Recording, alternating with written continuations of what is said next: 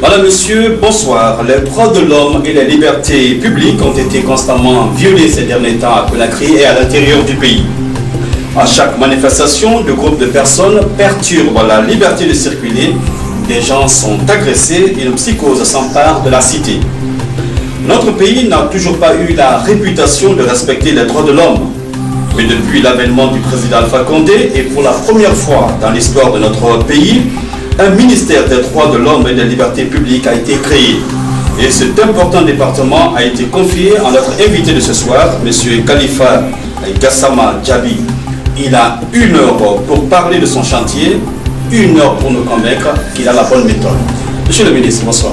Bonsoir. Et merci d'être avec nous sur ce plateau, Monsieur le ministre. Comment comprendre la création d'un ministère des droits de l'homme et des libertés publiques? Je crois que la création de ce ministère a au moins un mérite, c'est celui de reconnaître au niveau de ceux qui dirigent ce pays qu'il y a un réel problème de droits de l'homme et des libertés dans notre pays. Le fait que ce problème soit reconnu par ceux qui gouvernent est une avancée symbolique. Évidemment, ces avancées ne sont pas suffisantes. Il faut poser des actes, et ces actes doivent être posés en premier lieu par cette même puissance publique pour garantir à nos concitoyens un environnement qui soit favorable à la jouissance des droits humains et des libertés publiques.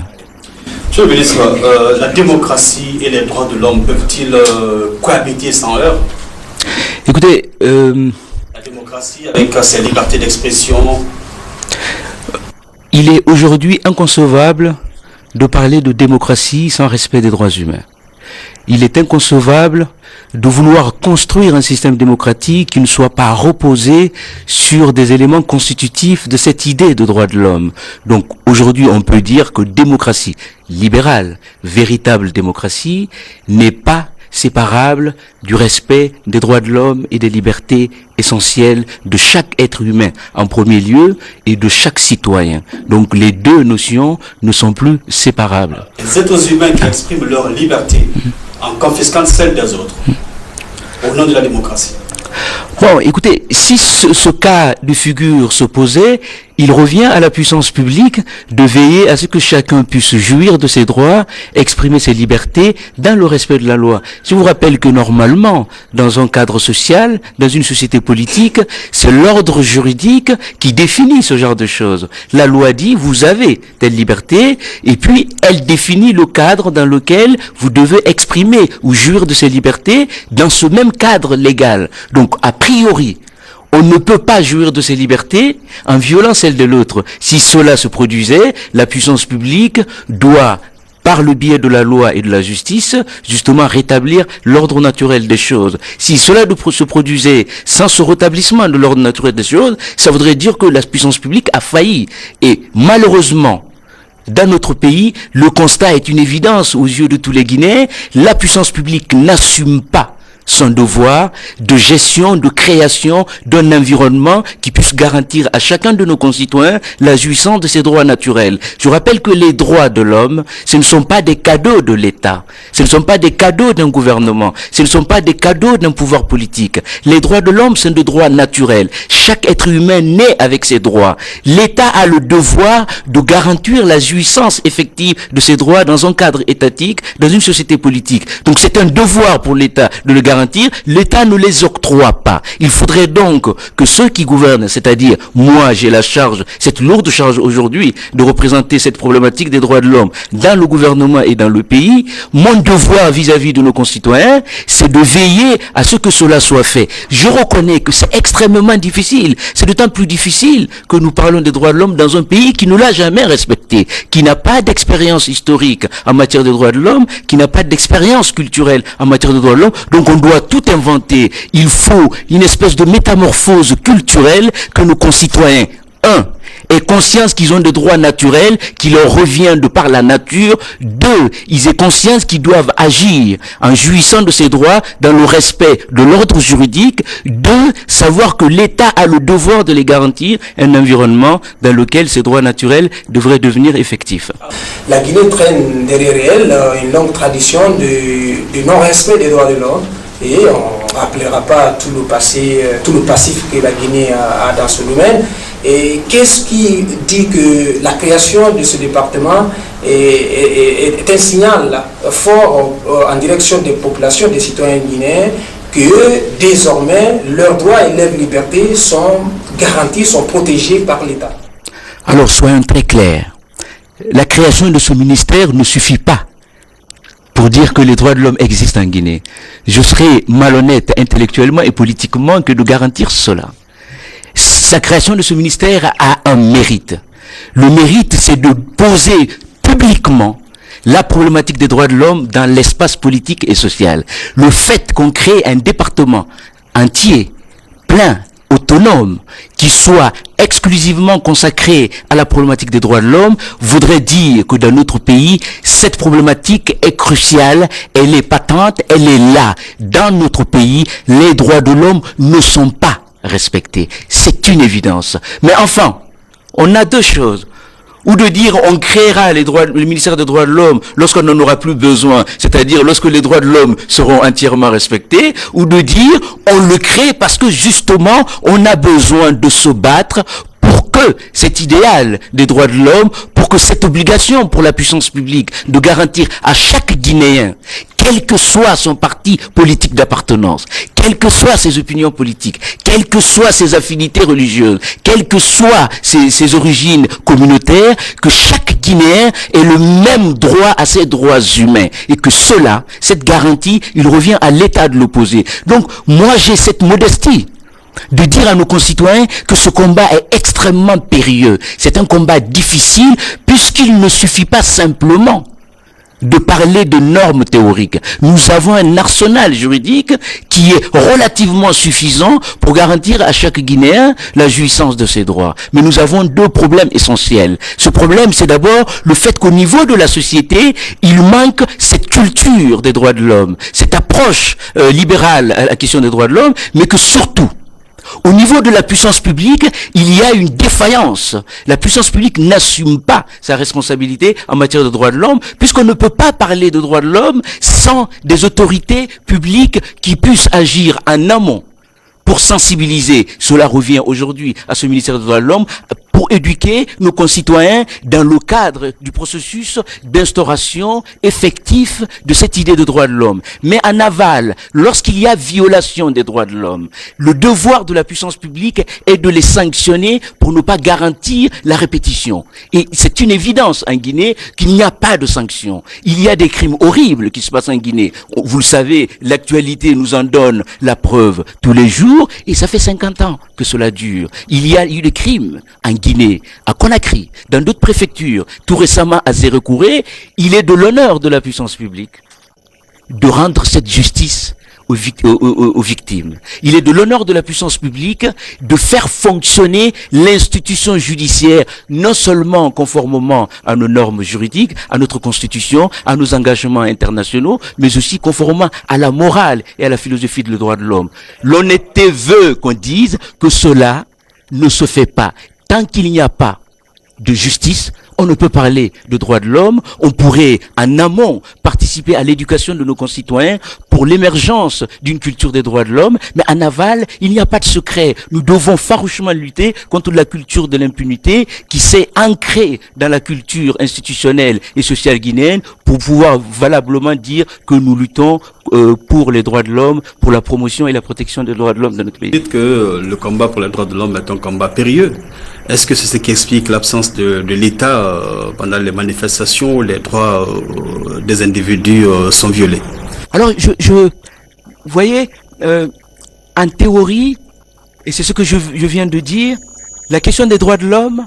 Vous avez utilisé le mot périlleux. C'est évidemment extrêmement périlleux. C'est ce que j'essaye d'expliquer. Vous savez...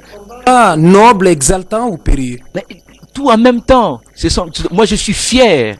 Je garde cette modestie, mais je suis extrêmement fier de me battre pour cette cause, pour tous mes concitoyens, sans aucune distinction. Je suis fier de me battre pour ce combat que je trouve être un combat d'humanité, un combat de justice, un combat de dignité, un combat d'égalité et de liberté. C'est une fierté pour moi de le faire et Dieu seul sait que je le fais en toute honnêteté, en toute moralité, en ne pensant pas qu'il y a un Guinéen qui mérite plus que de jouir de ses droits qu'un autre Guinéen. Ce que je veux dire, il faudrait aussi aborder la difficulté de la question des droits de l'homme en Guinée en ayant dans le fond de la question, de la problématique. L'État, la puissance publique est le garant des droits de l'homme. Dans notre pays, nous avons quelque chose d'inédit. Qu'est-ce qui est inédit? C'est qu'aujourd'hui, dans notre pays, nous devons construire l'État et en même temps garantir son obligation essentielle, c'est-à-dire les idées des droits de l'homme. Cet État est à construire. C'est un État fragile, c'est un État naissant. Le peu de crédibilité qui reste à l'État est à consolider. C'est quelque chose qui doit se faire en même temps que les exigences et les besoins des droits humains que nos concitoyens réclament tous les jours. Il revient à la puissance publique, puisqu'il y a une règle simple en démocratie. Ceux qui gouvernent doivent assumer leurs responsabilités. On ne peut pas gouverner et ne pas assumer sa responsabilité en tenant compte évidemment de ce principe de continuité, de complexité des choses. On n'accepte pas tout, on n'est pas forcément directement responsable de tout, mais en démocratie, le principe de responsabilité est un principe cardinal. Nous devons donc trouver des solutions, trouver des moyens, trouver des voies et des processus qui nous permettent en amont de consolider les institutions publiques en les faisant agir conformément à la loi, avec l'esprit de neutralité et d'impartialité, en aval, veiller justement à ce qu'il y ait un cadre périn dans lequel chacun de nos concitoyens pourrait jouir de ses droits humains. Alors, monsieur le ministre, on peut le dire, les droits de l'homme, ce n'est pas une notion très incrustée dans les habitudes à la fois des gouvernants, mais aussi des gouvernés en Guinée. On sommes unanimes là-dessus. Mais est-ce que, 10 mois après la création de votre département, est-ce que peut-on dire qu'il y a un effet de la création de ce département aujourd'hui? Est-ce que les Guinéens ont le sentiment que leurs droits et leurs libertés peuvent être mieux garantis, mieux protégés? Est-ce qu'il y a ce sentiment? Est-ce que vous-même, vous avez le sentiment que depuis la création de ce département-là, quelque chose a changé en ce qui concerne le respect des droits de l'homme et des libertés publiques? Quelque chose a changé, je vous l'ai dit au départ, c'est qu'il a d'abord changé, et c'est important en politique, les symboles sont importants, à condition évidemment de leur donner un contenu ultérieurement. Ce qui est important, c'est que l'existence de ce ministère dit à nos concitoyens, nous reconnaissons que l'impératif des droits de l'homme s'impose à nous en tant que gouvernants. L'existence de ce ministère fait intervenir la problématique des droits de l'homme dans le champ public. Cela est une avancée évidemment insuffisante, vu le chantier des droits de l'homme dans ce pays, vu les chantiers de violation des droits de l'homme dans ce pays. Je garderai, et permettez-moi, cette modestie de ne pas rentrer dans le débat du bilan des droits de l'homme. C'est une œuvre extrêmement complexe qui sera difficile, mais c'est un devoir de le faire. Est-ce que vous avez commencé sur le terrain? Évidemment que ça commence. C'est trop tôt de demander un bilan, voilà, de vous demander de dresser un bilan après 10 mois de fonctionnement de ce département.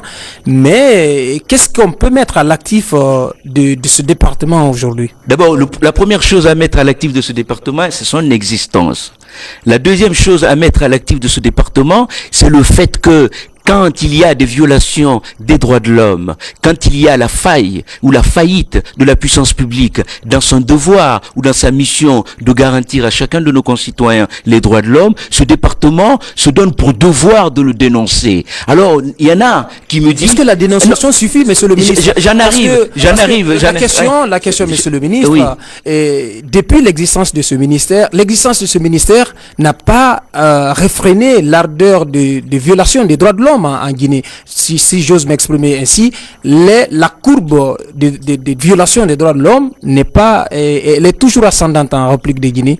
Reconnaissez-moi que je suis le premier à le dire. C'est déjà pas rien Pour le reste, on me dit, la dénonciation ne suffit pas. J'en conviens, je suis d'accord. Mais pour connaître ma... On vous accuse de faire trop de théories. C'est déjà quelque chose... Non, mais si vous me permettez de finir, s'il vous plaît. Bon, je crois que c'est une question importante. On dit, oui, d'accord, le ministère des Droits de l'Homme dénonce, dit ce qu'il ne va pas, mais ça continue, ça suffit pas. Est-ce qu'il faudrait en déduire que le ministère des Droits de l'Homme est inutile? Moi, si je me sens inutile, je serai le premier à en tirer les conséquences. Ce n'est pas le propos. Ce qui est important, c'est de comprendre la spécificité de ce département. Le ministère des Droits de l'Homme n'est pas un ministère qui a un pouvoir de réglementation. Ce n'est pas un ministère qui a un pouvoir de jugement. Je n'ai pas d'armée. Je n'ai pas de force de sécurité.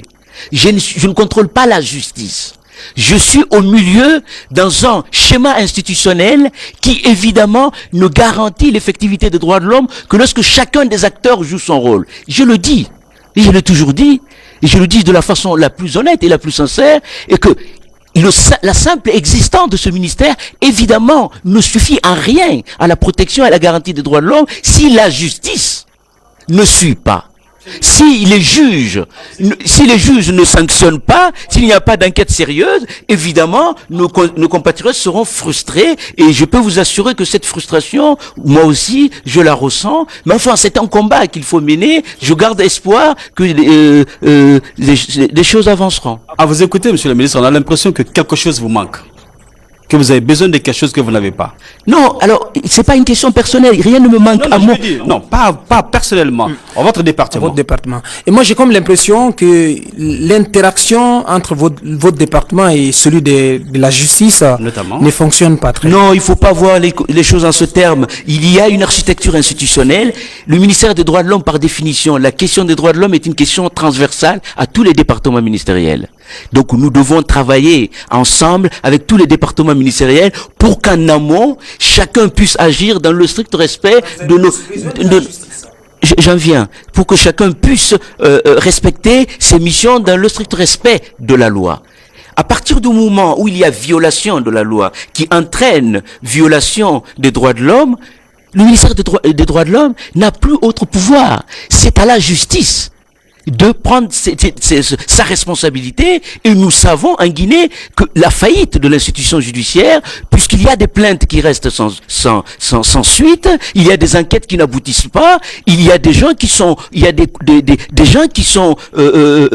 accusés d'infractions ou de crimes graves et qui ne sont pas poursuivis. Ça, c'est la faillite de l'État, c'est la faillite de l'institution judiciaire. En général, c'est la faillite de l'institution, de la puissance publique. Donc, moi, j'essaye de dire j'essaie de faire ce que je dois faire, c'est-à-dire, il faut le savoir, que la dimension de ce ministère est fondamentalement une dimension politique, une dimension morale. Je n'ai pas de pouvoir de sanction. Je ne peux pas sanctionner quelqu'un. Je n'ai pas de pouvoir d'enquête. Je peux évidemment mener des enquêtes et soumettre les rapports de ces enquêtes au gouvernement, mais je ne peux pas sanctionner. Donc, je veux bien que parce que je me bats pour les droits de l'homme et parce que les droits de l'homme sont violés, que je sois responsable de cette situation. Je l'accepte parce que j'ai accepté cette mission, mais il faudrait que chacun joue son rôle, que chacun assume sa responsabilité et que toutes les institutions publiques jouent pleinement leur rôle. S'il y a défaillance dans le mécanisme et le fonctionnement des institutions, on voit les effets. Ces effets, c'est que effectivement, et je suis le premier à être peiné par le fait que les responsables publics sont en train de décrédibiliser la parole publique. Et c'est quelque chose d'extrêmement grave. Parce que lorsque les concitoyens commenceront à ne plus croire à ce que les responsables publics disent, il n'y a plus de démocratie. Il n'y a de la démocratie que lorsqu'il y a la confiance entre ceux qui gouvernent et ceux qui sont gouvernés. À partir du moment où les gouvernés n'ont plus confiance en disant « Ah, ils ont trop parlé, ah, ils ont trop dit, donc on n'y voit rien », ça c'est la mort de notre dynamique démocratique. C'est pourquoi justement je réclame des actes forts et des actions fortes, et hélas ce n'est pas moi qui juge, ce n'est pas moi qui arrête. Le sentiment d'injustice, c'est de participer à la définition d'une politique publique de promotion et de protection des droits. Le sentiment d'injustice a continué à s'accroître chez le Guinéen, malgré l'existence de ce département, et le Guinéen continue à penser que ses droits et ses libertés ne sont pas respectés. C'est difficile. Notre pays a en effet une histoire très compliquée avec les droits de l'homme. Nous avons connu une période où la liberté de l'individu était sacrifiée au profit de celui du peuple. Une période où seuls les puissants avaient raison. Vous avez trouvé une situation aujourd'hui en Guinée. Vous, quel est votre chantier, monsieur le ministre? Le chantier de ce ministère est justement de changer cela, d'inverser cette tendance. Nous avons l'honnêteté de dire à nos concitoyens que c'est un combat difficile et que je ne suis pas ce ministre qui viendrait leur dire « Vous inquiétez pas, j'ai une solution magique pour vous garantir dans 1 mois, dans 6 mois, les droits de l'homme, chacun pourrait en jouir. » Je vous rappelle que dans un cadre où la puissance publique est faible, où la puissance publique est à construire, où la puissance publique n'assume pas toutes ses prérogatives, soit par manque de moyens, soit par manque de volonté de ceux qui la composent, la construction ou la défense des droits de l'homme dans ce cadre-là est quelque chose d'extrêmement difficile. Alors qu'on nous dise une chose, est-ce que c'est parce que c'est difficile qu'il faut abandonner ou constater un échec déjà préalable ou prémédité, ou parce que justement c'est difficile qu'il faut s'y attacher avec abnégation, avec courage, en reconnaissant, en ayant l'honnêteté de reconnaître que c'est très difficile et que ça va être extrêmement difficile, mais que le premier travail, la première responsabilité revient à ceux qui gouvernent, qui doivent mettre les moyens en place, qui doivent avoir la volonté politique de considérer la question des droits de l'homme comme une question d'humanité. Les droits de l'homme, c'est la sacralité de l'humain. On n'a pas besoin d'aimer les gens. On n'a pas besoin d'être d'accord avec eux. Mais on doit leur reconnaître qu'ils ont des droits naturels. Et que ces droits-là, ce n'est pas vous qui leur avez donné ces droits. Ça voudrait dire que vous n'avez pas les droits de leur enlever ce droit. Quels sont ces droits? C'est non seulement le droit à la vie, le droit à la sécurité, le droit à la dignité, le droit à la justice, le droit à la liberté d'opinion, de dire ce que nous pensons dans le respect de la loi. Lorsque nous ne garantissons pas cela à un être humain, nous lui enlevons son caractère d'humanité, et cela c'est de l'inhumanité. Et lorsque c'est de l'inhumanité, nous nous installons, on le constate en Guinée, dans une situation de sauvagerie. Qu'est-ce que c'est que la sauvagerie? C'est un cadre où il n'y a pas de normes, où c'est le rapport du plus fort au plus faible. Je vous raconte que j'étais à Zérékouré avec le chef de l'État qui m'a demandé de l'accompagner. Nous avons fait une visite à l'hôpital et nous avons trouvé 2 jeunes filles. Une était là avec son fils. On avait coupé ses 3 doigts. La jeune fille qui avait 18-19 ans. Son fils qui avait moins de 2 ans, on lui avait arraché l'œil droit. Je fais exprès de raconter ça à mes concitoyens. Le bébé était assis sur le lit et qui faisait mine de jouer, mais on sentait dans l'œil gauche des lumières de tristesse. Il devait probablement se demander ce qui lui arrive, puisqu'il n'était pas né ainsi. Notre pays en est là. Ceux qui font cela, s'ils ne sont pas condamnés, personne ne serait digne de dire qu'en Guinée, il y a des droits de l'homme. Moi, je ne le dirai pas. Il faut qu'on puisse condamner ces gens pour que d'autres sachent qu'en Guinée, lorsque vous commettez des crimes aussi horribles, l'État est là pour rétablir la justice. À défaut de rendre aux victimes ce qu'ils ont perdu, on doit leur rendre leur dignité. Un des premiers éléments de cette dignité, c'est rendre la justice. L'État doit rendre la justice. Il faut dire, cela ne se fait pas. Et tant qu'il n'y a pas de justice, il n'y a pas de droits de l'homme. Quels sont vos rapports, votre département, quels sont vos rapports avec le ministère de la Justice? Nous avons un rapport institutionnel, classique, normal. Non, avec tous les constats que vous faites sur le terrain. Écoutez, nous travaillons, nous essayons de travailler ensemble pour faire avancer cette question qui est centrale pour notre pays. Vous avez un cadre de travail, un cadre d'échange? Alors, il est vrai que, ayant constaté, notre département ayant constaté un certain nombre de dysfonctionnements, c'est-à-dire en mettant ce département face au fait accompli, le département a décidé d'adresser un courrier à tous les ministères et à toutes les institutions républicaines pour leur rappeler que lorsque le chef de l'État a décidé de créer ce ministère des droits de l'homme, qui a par nature une dimension transversale, j'ai sollicité de chacune des institutions publiques, de chacun des ministères, que nous mettions en place des cadres de partenariat qui nous permettent de travailler en amont pour éviter qu'il y ait des actes ou des décisions qui puissent aller à l'encontre. Monsieur le ministre, je vais insister, monsieur le ministre, je vais insister.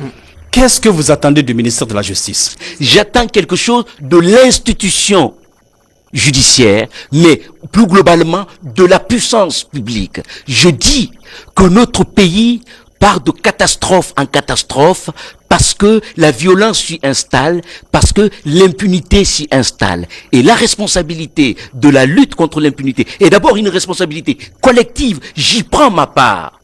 Mais c'est aussi la responsabilité de l'institution judiciaire qui ne rend pas une vraie justice, qui ne rend pas la justice, parce qu'on ne condamne pas telle ou telle personne qui serait membre du parti au pouvoir, ou qui connaîtrait telle responsabilité, ou qui aura des moyens financiers. Il faut qu'on ait en Guinée des juges qui assument à la hauteur de la dignité que cela impose la mission de juger ceux qui ont commis des choses qui sont interdites par la loi. Tant qu'on n'aura pas une justice qui fonctionnera réellement, tant qu'on n'aura pas des services de sécurité qui fonctionneront normalement, tant qu'on n'aura pas l'ensemble des institutions publiques qui fonctionneront normalement, on ne pourrait pas promettre à nos concitoyens que les droits de l'homme peuvent être garantis dans notre pays. Il faut, cela dit, continuer à se battre. En clair, tant qu'il n'y a pas une justice opérationnelle, une justice fonctionnelle, votre mission à vous est vouée à l'échec? C'est une évidence qui s'impose d'elle-même. Je ne juge pas. Je ne sanctionne pas. Je n'ai pas de pouvoir d'arrêter. Je n'ai pas de pouvoir d'enquête judiciaire. Et lorsque les droits... Il y a deux façons de protéger les droits de l'homme. C'est éviter qu'ils soient violés. Une fois qu'ils sont violés, c'est de sanctionner leur violation. Pour éviter qu'ils soient violés, il y a évidemment une dimension de protection. Cela relève des services de sécurité. Il y a une dimension d'éducation. Nous essayons à mettre en place des programmes scolaires, si tout va bien, pour la rentrée scolaire, l'enseignement des principes des droits humains de l'école primaire jusqu'à l'université. Mais comme toute éducation, ça prend du temps. En attendant de pouvoir faire intégrer dans l'esprit de chacun de nos concitoyens qu'il a des droits naturels, mais que l'autre qui est en face en a aussi, il faudrait bien continuer ou commencer à sanctionner les violations des droits humains. Le ministre des droits de l'homme n'a pas de pouvoir de sanction. C'est l'institution judiciaire qui est une institution indépendante et qui devrait assumer cette indépendance avec honneur, mais l'indépendance non pas simplement vis-à-vis du gouvernement, l'indépendance vis-à-vis du pouvoir financier, c'est-à-dire la corruption. Nous savons à quel point nos concitoyens se méfient de l'institution judiciaire. Nous savons à quel point la défiance est là. Nous savons à quel point ils n'ont pas confiance à l'institution judiciaire. Alors on a deux choix. Ou continuer dans la dénégation, le déni, de tourner le regard comme si tout va bien, ou alors reconnaître le mal tel qu'il est et le combattre. Si nous voulons les droits de l'homme, il faut la justice. S'il n'y a pas de justice, il n'y a pas de droits de l'homme. Nous avons peut-être besoin d'un ministère, d'un grand ministère de la justice, des droits de l'homme et des libertés publiques. Même séparés, on peut garantir, il suffit que chacune des institutions joue leur travail. Vous appartenez à un gouvernement qui, si on se réfère au discours du président de la République, qui a placé 2013, qui a décrété 2013 comme année de la justice. Est-ce que vous pensez qu'il y a un manque de volonté pour traduire ce discours dans la réalité, ou c'est parce que ce sont les moyens qui manquent? Évidemment, il n'y a pas un seul élément qui explique cette situation. Il y a évidemment une question de volonté politique. Il y a aussi indiscutablement les questions de moyens. Mais je dis... On parlait de volonté politique, alors qu'au plus haut niveau, et en se référant au discours du président de la République, en tout cas, la volonté, il y a une volonté qui s'est exprimée, une volonté politique qui s'est exprimée rien qu'en plaçant la justice au cœur de l'action gouvernementale au compte de cette année 2013. Oui, non, évidemment, cette volonté, non seulement le chef de l'État a exprimé cette volonté, mais il l'exprime autrement aussi par la création de ce ministère.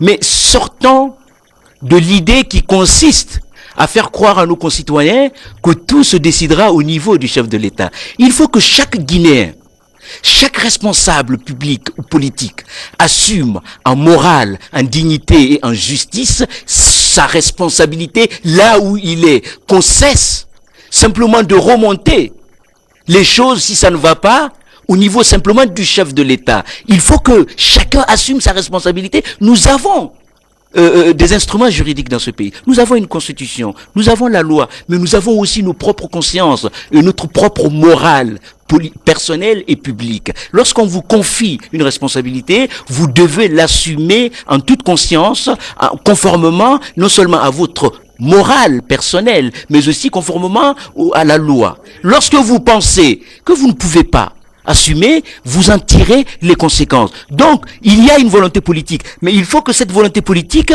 soit mise en application. Et si elles ne sont pas mises en application, on risque justement de décrédibiliser la parole publique, ce qui serait mortel pour la démocratie. Monsieur le ministre, vous jetez constamment de la pierre dans le jardin de votre propre gouvernement. On dit de vous que vous vous érigez, que vous aimez vous ériger en donneur de leçons, en donneur de morale et à vos pairs de l'équipe gouvernementale. Écoutez, moi j'accepte évidemment toutes sortes de critiques. J'essaye d'assumer ma responsabilité.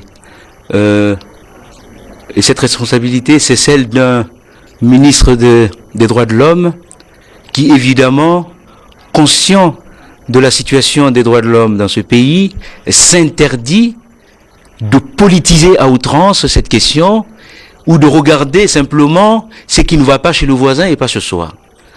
Et le fait, pour ceux qui m'accusent ou m'accuseraient de dire ce qui ne va pas au niveau de ceux qui gouvernent. On vous admire, c'est les deux. Bon, je réponds aux accusations. Pour ceux qui m'admirent, je les en remercie. Et pour les accusations, je voulais rappeler, comme je le disais tout à l'heure, que l'État a le devoir de garantir les droits de l'homme sur le territoire sur lequel il exerce son autorité. Et si cet État n'y arrive pas, on ne va pas passer notre temps à dire que c'est toujours la faute aux autres. Nous devons assumer. Je dis que l'État doit assumer son autorité. Et cette autorité doit s'exercer en amont pour empêcher les violations de droits de l'homme et en aval pour, quand il y a violation de droits de l'homme, pour que justice soit rendue aux victimes. Et que cela doit se faire quel que soit le responsable du crime ou des infractions. À partir du moment où il n'y a de garantie ou de promotion de droits de l'homme, ni en amont, parce qu'on voit, lorsque vous voyez Conakry, qui est devenu une espèce de chien-lit géante, où chacun fait ce qu'il veut, les gens conduisent comme ils veulent, vous ne pouvez faire de remarques à personne, l'espace public est devenu une espèce de lieu sans loi, sans autorité, sans normes, on conduit comme on veut, on décide d'ériger les barrages comme on veut, on caillasse les gens comme on veut, on s'en prend au bien public comme on veut, au bien privé comme on veut, aucune sanction ne tombe. C'est l'État qui est faible. Eh bien, on ne va pas s'asseoir et se cacher l'évidence en disant c'est pas la faute au gouvernement. Moi je suis fier de servir mon pays, d'être dans ce gouvernement et de le faire en toute honnêteté. Mais lorsque ça va pas, nous devons avoir cette même honnêteté de dire nous faisons pas ce que les Guinéens attendent de nous. Ce qu'ils attendent de nous, c'est que le gouvernement les protège. Ce qu'ils attendent de nous, c'est que la justice soit une justice exclusivement basée sur le droit, non pas sur les affinités politiques, ethniques ou financières. Mais il suffit de payer pour l'avoir. Donc, ce discours de dénonciation, on l'entend de vous, monsieur le ministre. Permettez-moi, je vais juste finir. Donc, qu'on me dise, il critique le gouvernement, un ministre des droits de l'homme n'est pas en mesure d'être solidaire de tout. Ou alors il serait un ministre indigne des droits de l'homme. Je suis un ministre des droits de l'homme. Lorsqu'il y a violation des droits de l'homme, le devoir veut que la responsabilité de l'État en premier lieu soit engagée. C'est ce que je fais. J'assume le fait que je sois dans ce gouvernement, mais j'assume aussi le fait d'exercer, d'assumer ma mission en toute responsabilité, en toute honnêteté. Et je dois vous dire que à l'intérieur du gouvernement, je crois faire aussi ce que le chef de l'État m'a demandé, c'est-à-dire participer à l'activité gouvernementale, et je le fais. Monsieur le ministre, que vous êtes fier d'être dans ce gouvernement. Est-ce que vous avez le sentiment d'être à votre place dans ce gouvernement? Et même d'être écouté.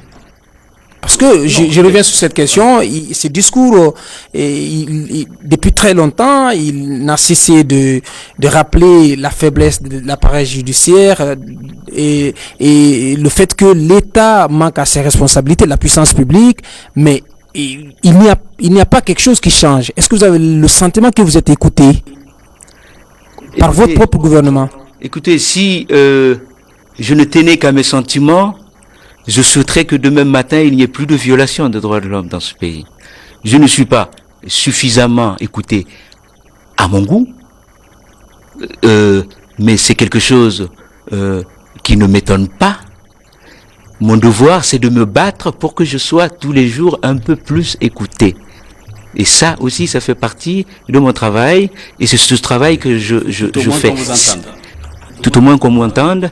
Et c'est ce que j'essaie de faire avec abnégation. Vous aurez aimé être ailleurs dans ce gouvernement? Non, vous n'imaginez évidemment pas que je puisse répondre à cette question. Moi, je vais vous dire, je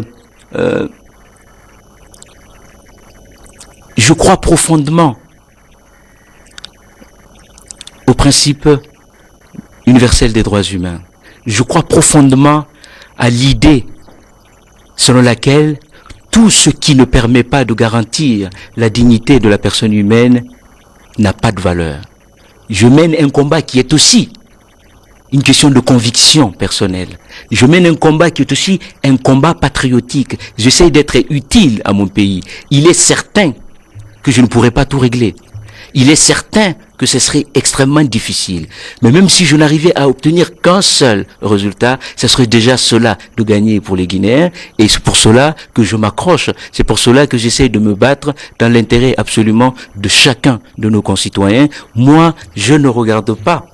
Un ministre des droits de l'homme ne regarde pas les opinions des gens. Ça ne m'intéresse pas. Je ne regarde pas les affinités sociales, communautaires ou territoriales des gens. Ça ne m'intéresse pas. Ce qui m'intéresse, ce sont des valeurs. Ce qui m'intéresse, c'est de définir des mécanismes, des processus qui nous permettent de donner un véritable sens concret à ces valeurs. Il y a aussi des critiques. On dit, il faut des actes. Oui.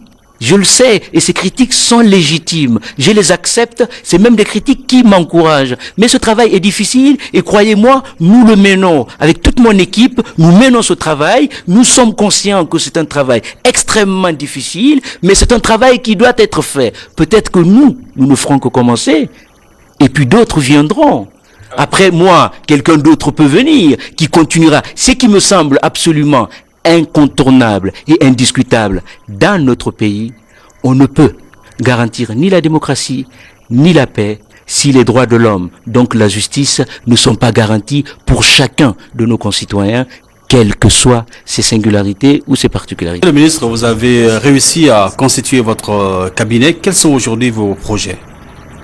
Alors, les projets sont évidemment de deux ordres. Comme je le disais tout à l'heure, il faut évidemment essayer d'agir immédiatement sur la conjoncture, c'est-à-dire ce qui se passe immédiatement. Et à ce niveau, il faut axer nos projets sur la sensibilisation, l'éducation, l'encadrement et les définitions d'un certain nombre de mécanismes de gestion des situations qui peuvent engendrer des violations des droits de l'homme, mais le véritable travail doit être fait au niveau de la structure. Nous avons défini un certain nombre de programmes, de projets qui verront jour, ceux qui concernent évidemment la situation conjoncturelle verront jour dans les semaines qui viennent, et puis il y a des projets à long terme qui doivent justement aller sur des cibles qui sont concernées sur les questions de violation ou de promotion de droits de l'homme. Nous allons organiser d'ici la fin de l'année les états généraux. La question des droits de l'homme, c'est quelque chose qui permettra, avec la participation de diverses organisations internationales ou nationales de défense des droits de l'homme, mais aussi des personnalités qui se battent pour les droits de l'homme, aussi bien sur le plan national que sur le plan international, des experts qui viendront discuter de la problématique des droits de l'homme avec un regard général, global sur la question, pour voir exactement comment on pourrait appréhender cette question pour y apporter des solutions plus appropriées. Je vous le disais aussi, nous sommes en discussion avec les différents ministères de l'enseignement ou des éducations pour l'introduction de l'enseignement des droits de l'homme dans les écoles, toutes les écoles à tous les niveaux, puisqu'il faut parier justement sur l'éducation, l'enseignement, la formation, pour inculquer la question des droits de l'homme dans l'esprit, dans la culture de nos concitoyens et essentiellement de nos jeunes qui sont l'avenir évidemment de demain. Il y a aussi, je vous le disais, ce partenariat avec les différents ministères et les institutions républicaines qui est en cours, et nous avons reçu des réponses très favorables de la quasi-totalité des institutions républicaines et des ministères qui sont disposés à créer avec le ministère des droits de l'homme des cadres de partenariat qui nous permettent en amont de discuter des choses ou des volontés ou des choix politiques qui pourraient avoir des influences soit positives soit négatives sur les principes des droits humains. Je profite d'ailleurs de l'occasion, je suis à la RTG, la direction de la promotion des droits de l'homme est en train de préparer un projet de partenariat avec les médias. Le ministère des droits de l'homme est disposé à financer les émissions éducatives de sensibilisation dans les médias publics et privés sur les questions des droits de l'homme pour justement permettre à nos concitoyens d'accéder à un certain nombre d'informations qui pourraient leur garantir leur statut de citoyens, mais aussi les permettre de jouir de leurs droits et surtout aussi de veiller à ne pas empiéter sur ceux des autres. C'est quelque chose qui me paraît extrêmement important. Évidemment, la dimension formation et sensibilisation en direction des corps qui ont des influences sur la problématique des droits de l'homme, que ce soit les forces de sécurité, que ce soit les enseignants, que ce soit les agents judiciaires ou l'institution judiciaire, nous sommes aussi en train de préparer ces projets pour les mettre en place. Ce que je voudrais dire, c'est que nous ne sommes pas un vendeur de rêves. Nous ne vendons pas de rêves. Nous courons derrière une réalité qu'il faut faire exister dans notre pays. Nous reconnaissons et nous disons à nos concitoyens que cette tâche, il ne faudrait pas se dire que le ministère des droits de l'homme va nous garantir, va nous construire une situation des droits de l'homme et va nous inventer les droits de l'homme et puis apporter à chacun des Guinéens. Ça doit être une dynamique collective. Évidemment, en tête de cette dynamique, la puissance publique doit prendre toute sa place et toute sa responsabilité. Mais il faut que chacun de nos concitoyens soit convaincu que sa participation de bonne foi, sa participation loyale à cette dynamique qui puisse nous permettre à la Guinée, à défaut de garantir immédiatement le respect de tous les droits de l'homme, mais aussi de rester convaincu que notre pays a besoin de ces droits de l'homme pour garantir dans notre pays la justice, le principe d'égalité. Nous avons en étude en ce moment même un projet de création de la semaine de la citoyenneté, puisque je rappelle que l'idée des droits de l'homme, les droits de l'homme, c'est un idéal libéral. Ce sont les droits des individus, de la personne humaine, c'est-à-dire donc aussi des citoyens. Et en Guinée, nous savons à quel point nous sommes en déficit de citoyenneté et de citoyens, c'est-à-dire des gens qui agissent avec un esprit républicain, des gens qui ont une individualité républicaine, quelque chose qui nous sorte de nos obsessions communautaristes, ethniques et régionalistes, quelque chose qui puisse faire émerger l'idée ou l'identité d'un nouveau Guinéen. Nous voulons une nation, nous voulons un État. Pour cela, il faut que nous fabriquions un homme nouveau. Et cet homme nouveau, c'est un Guinéen citoyen. Nous voulons donc instaurer en Guinée une semaine entière de citoyenneté en faisant participer évidemment tous les acteurs sociaux, économiques, politiques, culturels et médiatiques, et que cela soit une tradition dans ce pays, qu'une semaine soit consacrée à l'esprit de citoyenneté, à expliquer à nos concitoyens qu'est-ce que c'est qu'être citoyen, mais aussi quels sont les avantages, quels sont les droits qui sont accordés à l'idée de citoyenneté, quels sont les devoirs qui sont liés à cette idée de citoyenneté, puisque les deux nous semblent extrêmement importants pour nous permettre de lutter contre cet ethnocentrisme, cette espèce de grille de lecture ethnique et communautariste qui est en train de s'installer et qui s'est installé dans notre pays, contre lequel il faut mener un combat sans limite pour permettre à la Guinée de créer une nation démocratique, une nation égalitaire, une nation juste. Et pour cela, nous avons besoin évidemment des médias qui sont un vecteur essentiel de transmission et de l'information, mais aussi de l'éducation, pour que ce genre d'idées avance. Vous voyez que, et ça ce sont que quelques projets parmi tant d'autres, mais c'est un travail de longue haleine, c'est un travail complexe, c'est un travail difficile. Ce que je ne veux pas faire, c'est de faire des promesses simples dans un domaine difficile. Ce combat, je dis à chacun des Guinéens, où qu'il se trouve, tous ceux qui croient en cet idéal, le ministère des Droits de l'Homme leur est ouvert. Ils peuvent venir avec leurs idées, ils peuvent venir avec leurs propositions. Ce qui nous intéresse, c'est de mener ce combat pour que la Guinée soit un endroit où les droits de l'homme sont une réalité et que, effectivement, ça ne soit pas simplement de simples verbes, de simples paroles, mais il faudrait bien commencer quelque part, puisque nous n'avons pas de baguette magique. Moi, je n'ai pas de baguette magique pour faire rayonner et régner les droits de l'homme en Guinée. Si je pouvais, si j'en avais, je l'aurais fait depuis très longtemps. C'est un combat difficile, nous sommes déterminés à le mener, et je suis convaincu que l'écrasante majorité des Guinéens sont déterminés à faire que ce pays, justement, en finisse avec cette culture de violence, cette culture de haine, cette culture d'impuissance publique, cette culture d'injustice. Vous l'avez dit tout à l'heure, le sentiment d'injustice grandit dans notre pays.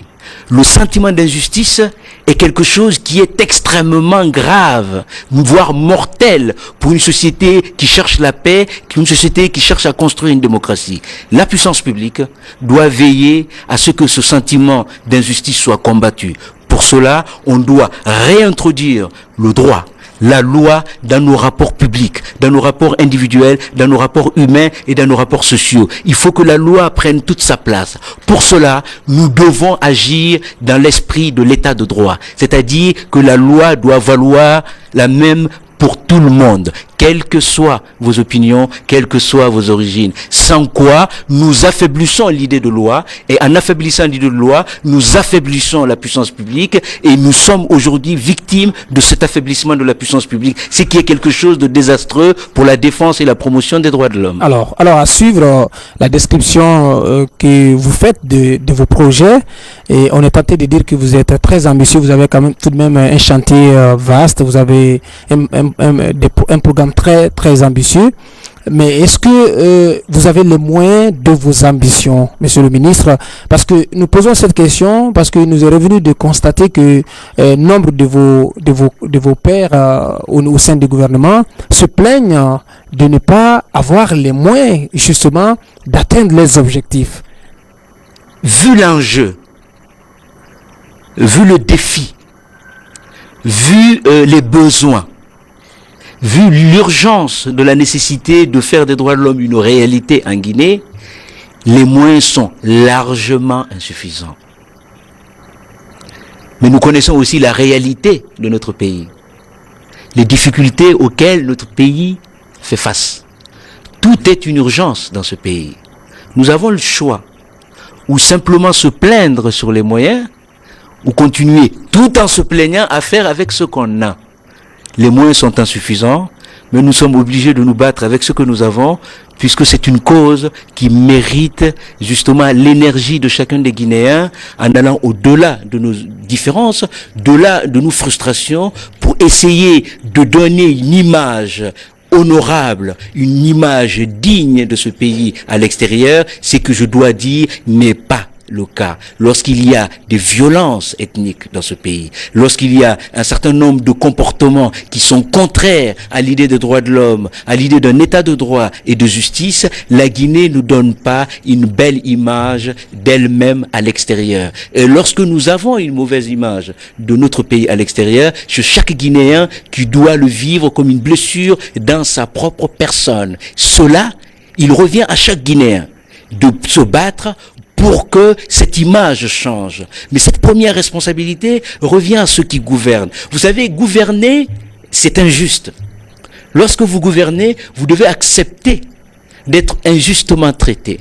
Lorsque vous gouvernez dans une société ou dans un esprit démocratique, vous devez encore plus accepter qu'on vous tienne responsable de tout. Si vous ne tenez pas responsable de tout, ceux qui gouvernent, le principe de gouvernance démocratique n'a plus aucun sens. Moi, j'accepte ma part de responsabilité. Chaque violation de droits de l'homme dans ce pays est une tristesse pour moi, est un échec pour moi, est une peine pour moi. Et chaque critique sur les droits de l'homme qui m'est adressée, je le prends comme une critique légitime, même si j'ai les moyens de me justifier ou de m'expliquer. Donc, les moyens sont insuffisants, mais l'enjeu est un impératif. Nous sommes obligés de nous battre avec. Évidemment, nous aurions besoin des moyens colossaux, puisque aujourd'hui, s'il y a des priorités dans ce pays, celle de la paix, de la justice, demeure comme étant des priorités absolues. Et pour la paix et la justice, il n'y a pas de voie meilleure que celle qui consiste à garantir pour chacun de nos concitoyens la jouissance de ses droits naturels. Tant qu'il n'y a pas cette garantie, par une véritable justice neutre et impartiale, on ne peut pas garantir la paix dans ce pays. Et nous avons besoin de paix. Le fait que vous-même, vous l'avez dit, que vous n'avez pas suffisamment de moyens pour atteindre vos objectifs. Et je suis un peu, si vous me permettez l'expression, je suis un peu fatigué des critiques contradictoires. Parce que quand on crée un département, on n'y met pas les moyens. Permettez-moi de répondre, s'il vous plaît. Moi, je suis un peu fatigué des critiques contradictoires. Lorsqu'on n'exprime pas de volonté, on vous reproche qu'il n'y en a pas. Lorsqu'il y en a, on vous reproche qu'il n'y ait pas suffisamment de moyens qui correspondent aux volontés. Il faut quand même dire que nous sommes un pays pauvre.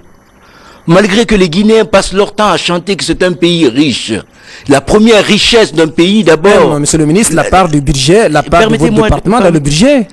Oui, mais j'ai un budget. Oui. Vous me demandez s'il est suffisant. Je dis non. Vous me demandez si j'ai tous les moyens comme... Mais je peux vous assurer que vous demanderez...